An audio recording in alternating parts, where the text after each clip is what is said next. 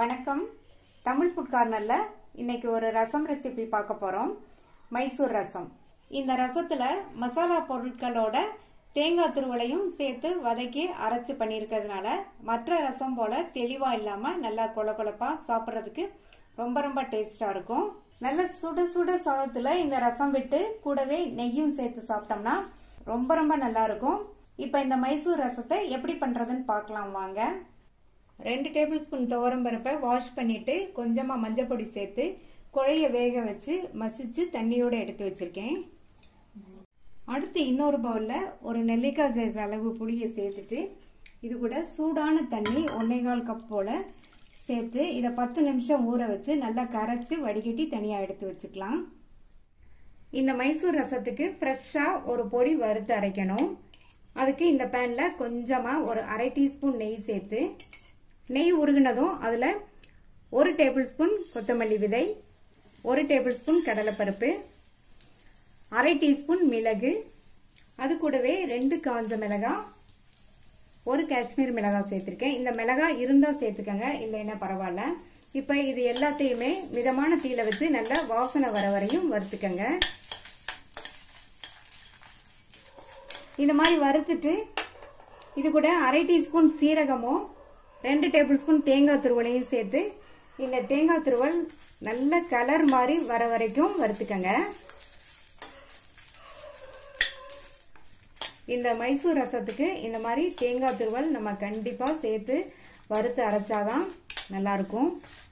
தேங்காய் துருவலும் நல்ல கலர் மாதிரி வறுபட்டுச்சு. இதை எடுத்து ஆறுனதுக்கு அப்புறமா மிக்சி ஜார்ல சேர்த்துக்கலாம்.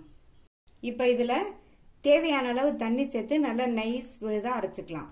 நான் இதை விழுத அரைச்சு சேர்க்க போறேன். இதுக்கு பதில் நீங்க நல்ல நைஸ் பவுடர் அரைச்சும் சேர்த்துக்கலாம். இந்த பேன்ல கரைச்சு வச்ச புளி கரைசல்,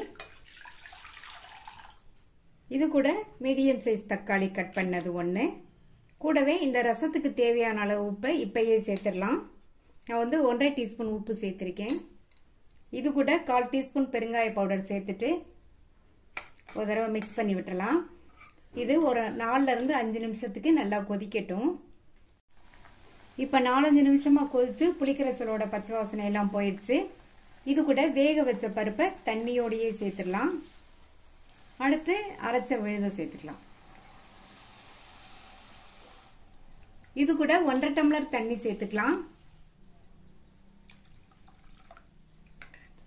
தண்ணி சேர்த்துட்டு நல்லா கலந்து விட்டுருங்க. ஸ்டவ்வை சிம்ல வச்சிருங்க. இந்த ரசத்தை நம்ம கொதிக்க விடக்கூடாது. சுத்திலும் ஓரங்கள்லாம் நல்லா நுரக்கட்டி வரும்போது நம்ம இறக்கிடணும். ரசத்தை நீங்க கொதிக்க விட்டீங்கன்னா ரசத்தோட டேஸ்ட் மாறிடும். இப்ப பாத்தீங்கன்னா நல்லா ஃபுல்லா நுரக்கட்டி கொதிக்கிற ஸ்டேஜுக்கு வந்துருச்சு. கொதிக்க விட்டுறாதீங்க. இதுல ஃப்ரெஷ்ஷான கொத்தமல்லி இலைகளை சேர்த்துட்டு ஒரு தடவை கலந்து விட்டுட்டு இந்த ரசத்தை இறக்கி வச்சுட்டு தாளிப்பு போட்டுடலாம். இந்த ரசத்தை நெய் சேர்த்து தாளிச்சாதான் நல்லா இருக்கும். இதுக்கு 1 டீஸ்பூன் நெய் சேர்த்திருக்கேன். நெய் உருகி சூடானதும் அதுல 1/2 டீஸ்பூன் கடுகு பொரிஞ்சதும் அதுல 1 டீஸ்பூன் சீரகம் சேர்த்துக்கோங்க. தாளிக்கும் போது இந்த சீரகம் சேர்த்தோம்னா ரசம் ரொம்ப ரொம்ப சூப்பரா இருக்கும். அடுத்து கறிவேப்பிலை,